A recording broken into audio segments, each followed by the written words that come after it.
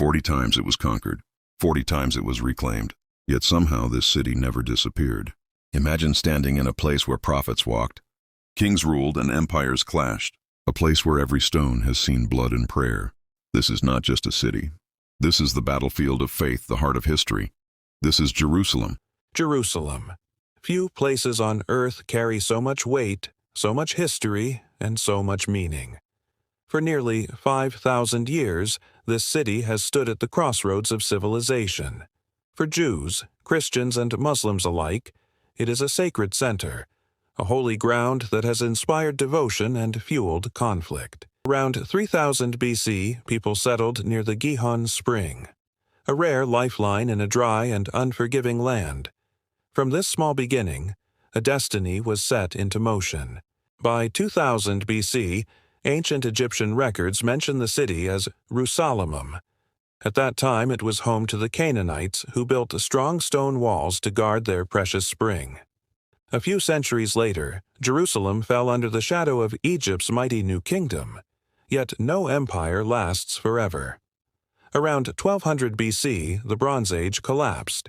Across the Mediterranean, powerful kingdoms crumbled, and in their place, new nations rose, including the Israelites. It was around 1000 BC when, according to biblical tradition, King David captured Jerusalem and declared it the capital of Israel. His son, Solomon, built a great temple here, a temple that would make Jerusalem not just a political center, but a spiritual one. That temple stood as a beacon of faith, shaping Judaism and laying the foundation for two other world religions. From that moment onward, Jerusalem was no longer just a city. It became a symbol powerful enough to draw kings, armies, and empires into an endless struggle. And even today, its story is still unfolding. What do you think makes Jerusalem so special? Let me know in the comments. Have you ever wondered how a city can be a symbol of faith for millennia, even after being crushed and rebuilt time and time again? Let's journey back to ancient Jerusalem. After the United Kingdom of Israel split, Jerusalem became the capital of the southern kingdom, Judah. For 400 years, it was the vibrant heart of Jewish faith. But its location was a strategic prize, caught between giants like Egypt and Assyria. Then a new power rose, the Babylonians. Their king, Nebuchadnezzar II, was a conqueror. In 597 BCE, his armies besieged Jerusalem and brought it to its knees. The people resisted, but this only fueled Nebuchadnezzar's fury. He returned in 587 BCE, and this time there was no mercy. The city was razed, the magnificent Solomon's temple was destroyed, and a significant portion of its people were marched into exile in Babylon. It was a time of immense sorrow and loss. For nearly 40 years, Jerusalem lay in ruin under Babylonian rule. But empires rise and fall. From the east came Cyrus the Great of Persia. He conquered Babylon and did something remarkable. He decreed that the Jewish exiles could return home. A wave of hope swept through the community. Many returned to their beloved city, determined to rebuild not just the walls, but their lives and their temple. A second temple rose from the ashes, and over the next 2 centuries, Jerusalem slowly breathed again. Even under foreign dominion, the world was about to be reshaped once more. In 332 BCE, a name that echoes through history arrived, Alexander the Great. He swept through the Persian Empire, and Jerusalem fell under his control without a fight. His vast empire, however, didn't outlive him. After his death, his generals fought over the spoils. First, Jerusalem was ruled by the Ptolemies from Egypt. Then, after decades of conflict, it was seized by the Seleucids from Syria in 198 BCE. Under Seleucid rule, Greek culture or Hellenism became fashionable. Some Jews embraced the new customs, but for others it was a threat to their ancient traditions. This cultural clash ignited a fire. By the 160s BCE, the tension exploded into a full-blown revolt led by a fierce group known as the Maccabees. Against all odds, they fought back against the powerful Seleucid Empire. In 164 BCE, they achieved the unthinkable. They retook Jerusalem, purified the defiled temple, and restored traditional worship. This incredible victory of faith and resilience is still celebrated today during the Jewish festival of Hanukkah. It's a powerful reminder that even in its darkest hours, the spirit of Jerusalem could not be extinguished. Jerusalem. After the famous Maccabean revolt, Jerusalem didn't just rebuild. It rose as the proud capital of a semi-autonomous region within the Seleucid Empire. Before long, it became the vibrant heart of the Hasmonean kingdom, a rare and precious era of Jewish independence that lasted for over a century. And imagine that, 100 years of self-rule, a golden age of culture and faith. But history, as we know, is a relentless tide. In 37 BCE, that independence was tragically shattered. A man named Herod, backed by the rising power of Rome, seized the city and declared himself king. He wasn't a sovereign ruler, though. He was a client king, a puppet of the ambitious Roman Republic. Within just a few decades, Jerusalem was fully absorbed into the Roman province of Judea, ruled directly by imperial administrators. The Romans were masters of warfare and organization. Their legions were disciplined. Their strategies were legendary, and their ability to command vast armies was second to none. It's that kind of tactical brilliance that made them so unstoppable. Interestingly, for those of you who enjoy strategy, you can get a small taste of that feeling in games like Warhammer 40,000, Tacticus. It's a turn-based game where you command entire armies, adapt your tactics on the fly, and lead powerful champions into massive battles. It's a modern echo of the strategic thinking that built the Roman Empire. Now, back to our story. By the early 1st century, Jerusalem was a bustling metropolis. Its population swelled to somewhere between 70,000 and 100,000 people. The vast majority were Jewish, but among them was a small and rapidly growing community, inspired by the life, death, and resurrection of a figure named Jesus of Nazareth. His followers began to spread a new faith, a faith that would one day be known as Christianity, planting the seeds of what would become a global religion. For the Romans, however, Jerusalem was a constant source of tension. From their perspective, both Judaism and this emerging Christian movement were potential threats. They were stubborn, monotheistic faiths that refused to bow to Rome's pantheon of gods. This cultural and religious friction was a powder keg waiting for a spark. That spark finally ignited in the year 66 CE. The Jewish people, pushed to their limit, rose in open rebellion against Roman rule. This was the start of the First Jewish-Roman War, a conflict remembered in history as the Great Revolt. Jerusalem, the Holy City, became the very epicenter of this defiance. But Rome did not tolerate defiance. The formidable legions marched, surrounding the city in a brutal 5-month siege. In the year 70 CE, the final assault came. Rome struck with overwhelming and merciless force. Jerusalem fell. The Second Temple, the magnificent symbol of Jewish faith and identity, the center of their world, was utterly destroyed, torn to the ground by the conquering army. The devastation was almost total. Only fragments of its outer retaining walls survived the catastrophe. One of those fragments still stands today. It is known as the Western Wall, or sometimes the Wailing Wall. It remains one of the most sacred sites in Judaism, a haunting and powerful reminder of both a city's incredible resilience and the mighty empire that once sought to break its spirit. And consider subscribing. Imagine standing before the Western Wall in Jerusalem, feeling the weight of history in its ancient stones. This sacred remnant of the Second Temple has witnessed empires rise and fall, and it still echoes with the prayers of the Jewish people. But this is just one chapter in Jerusalem's incredible story. After the temple's destruction in 70 CE, Rome wasn't finished. They rebuilt Jerusalem as a Roman colony, naming it Aelia Capitolina.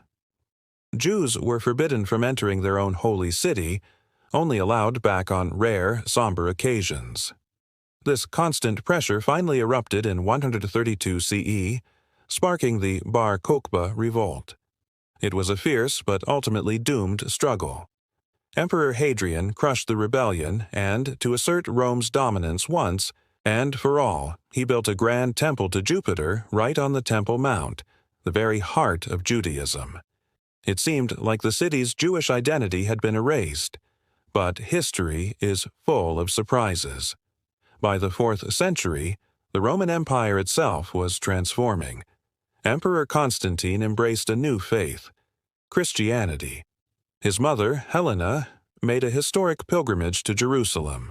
She identified the site where it was believed Jesus was crucified and buried. Under her influence, the Roman temple was torn down. In its place, in the year 335, rose the magnificent Church of a Holy Sepulchre, a monument that would become the spiritual center for Christians worldwide. For centuries under the Byzantine Empire, Jerusalem was celebrated as the holiest city in Christendom.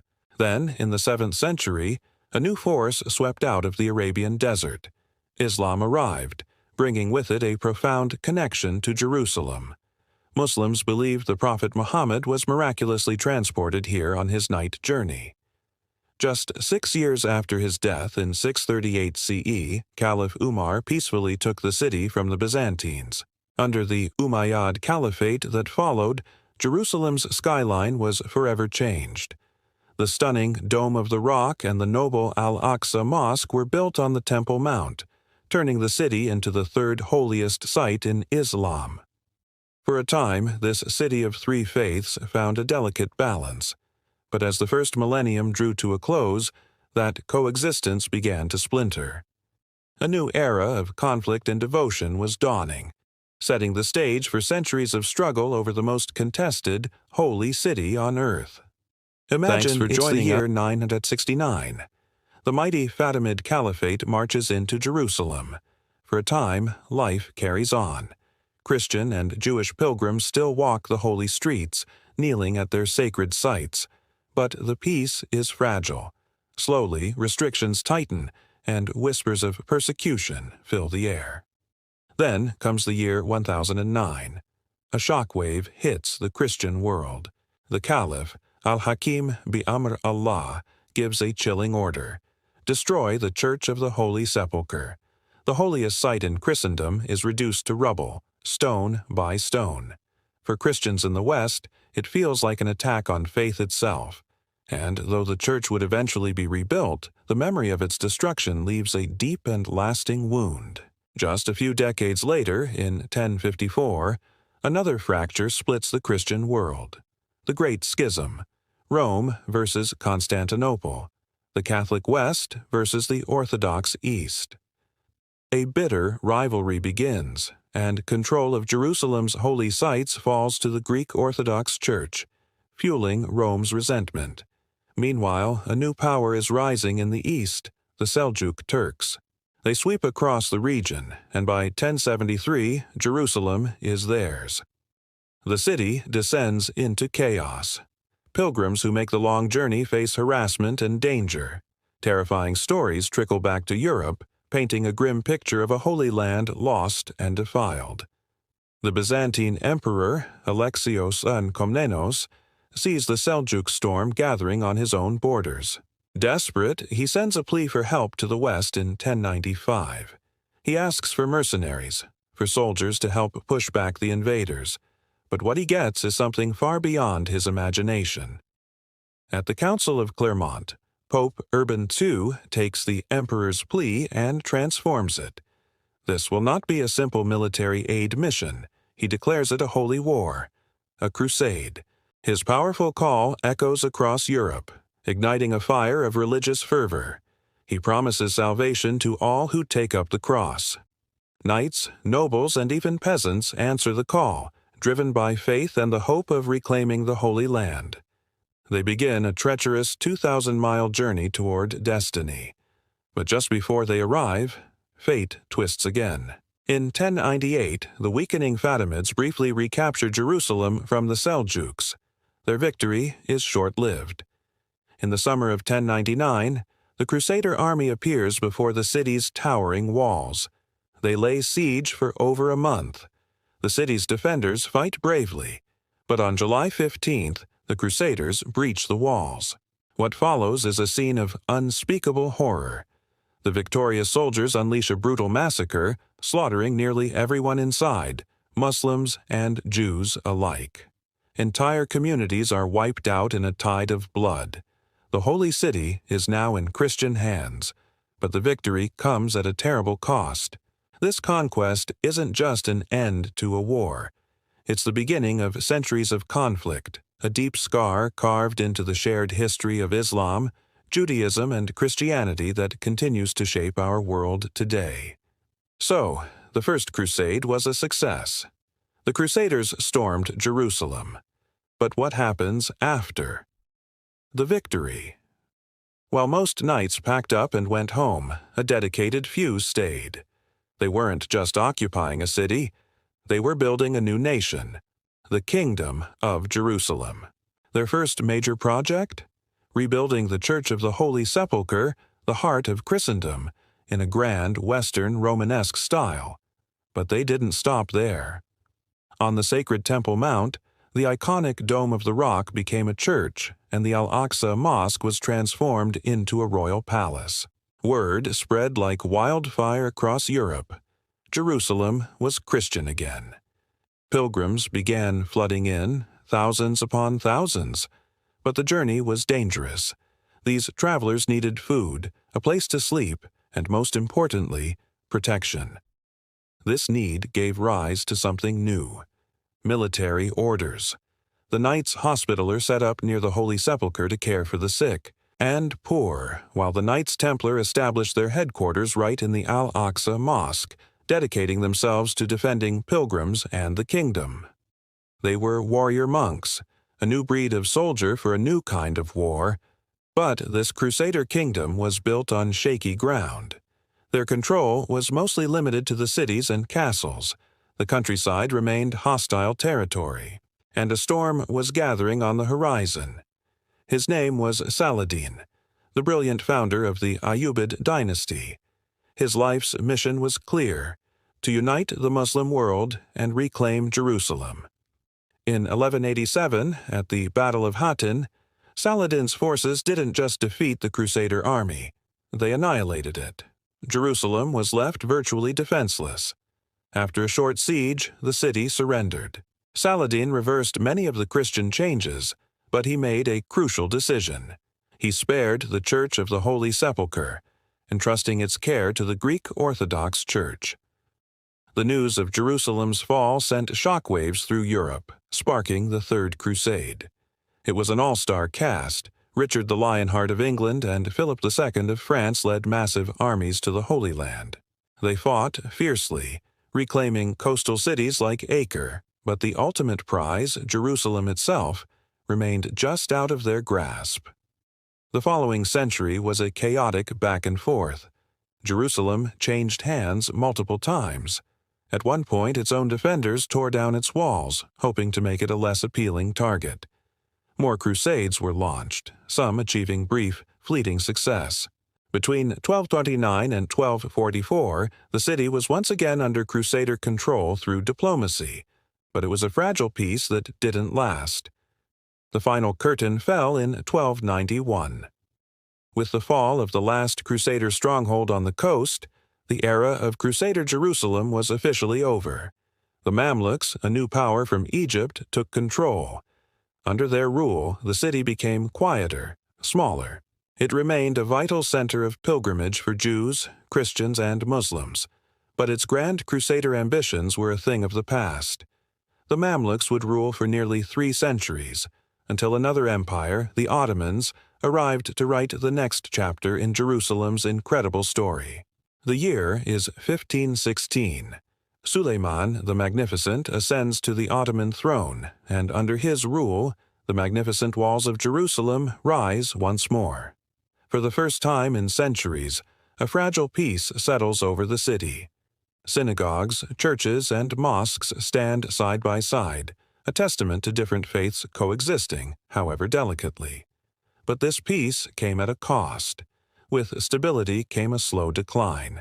Jerusalem, no longer a strategic flashpoint, gradually faded from global importance. Under the long shadow of Ottoman rule, its legendary glory began to dim. By the 18th century, the once bustling city had grown quiet, its economy stagnant, its streets thinned of the vibrant crowds of pilgrims and traders. Fast forward to the 19th century, and Jerusalem was little more than a provincial town.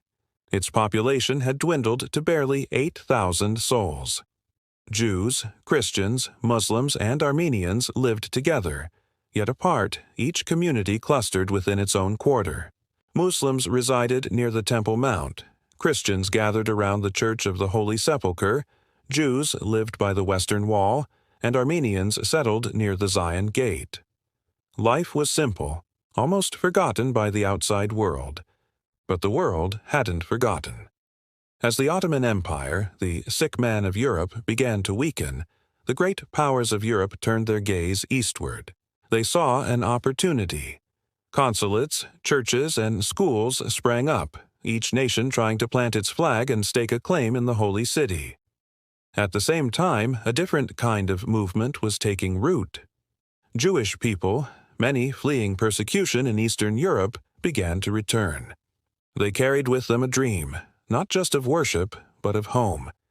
By the 1860s, the ancient 1 square kilometer walled city was bursting at the seams. It was overcrowded and unsanitary. A change was needed, and so, for the first time in centuries, people began to build outside the walls. The impressive Russian compound rose, complete with a church, a consulate, and homes for pilgrims. Inspired by visionary leaders like Moses Montefiore and Judah Turo, new Jewish neighborhoods spread across the hills. They shared a powerful belief that Jerusalem could be reborn, and its people could return to thrive. The trickle of immigrants became a flood. By 1882, over 25,000 Jewish newcomers had arrived, breathing new life into the ancient city. Its streets were alive once more, filled with a renewed sense of purpose and hope. But this rebirth was set against the backdrop of an empire's collapse. The Ottoman Empire staggered into World War I, and its fate was sealed. In 1917, a pivotal moment arrived. British forces, led by General Allenby, captured Jerusalem, ending 4 centuries of Ottoman rule. In that very same year, a promise was made. A single sentence that would echo through history. The Balfour Declaration. In it, Britain pledged its support for the establishment of a national home for the Jewish people in Palestine. This declaration would ignite passions, spark conflict, and shape Jerusalem's destiny for generations to come. A new, turbulent chapter in the city's long and storied history was about to begin. Imagine making a promise you can't keep. Now imagine making 2 conflicting promises about the same piece of land. That's exactly what Britain did during World War I. To the Arabs, they dangled the dream of independence for fighting the Ottoman Empire. To the Jews, they offered support for a national homeland in Palestine. 2 promises, 1 land. It was a recipe for disaster. After the war, Britain took control, and in 1920, the Mandate of Palestine was established. This is where things really started to heat up, especially in Jerusalem. The city's population skyrocketed, jumping from around 50,000 to over 165,000 in just 25 years. The majority of these newcomers were Jews, arriving from all over the world, while the existing population was mostly Arab Muslims. This rapid demographic shift was like striking a match in a room full of gasoline. Tensions that had been simmering for years finally boiled over. Riots tore through the streets of Jerusalem in the 1920s. By the 1930s and 40s, the city was a powder keg. Violence became a grim part of daily life, and any hope for a peaceful future seemed to evaporate. In 1947, the newly formed United Nations stepped in. They proposed a radical solution: partition Palestine into 2 separate states, 1 Jewish and 1 Arab. And Jerusalem. It would become an international city, a neutral zone belonging to everyone and no one. It was a bold idea, but it was dead on arrival. Instead of peace, the plan triggered a civil war. Jerusalem, the holy city, became a brutal battlefield. In 1948, the British packed their bags and left. On that same day, Israel declared its independence, and the surrounding Arab nations declared war. After 9 months of intense fighting, a ceasefire line was drawn straight through Jerusalem. The city was split in two. West Jerusalem went to the new state of Israel. East Jerusalem, which included the ancient Old City, fell under Jordanian control. But this division didn't solve anything.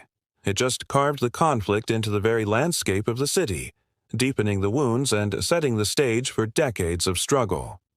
Jerusalem, a city sacred to Jews, Christians, and Muslims, became both a symbol of faith and a front line of conflict.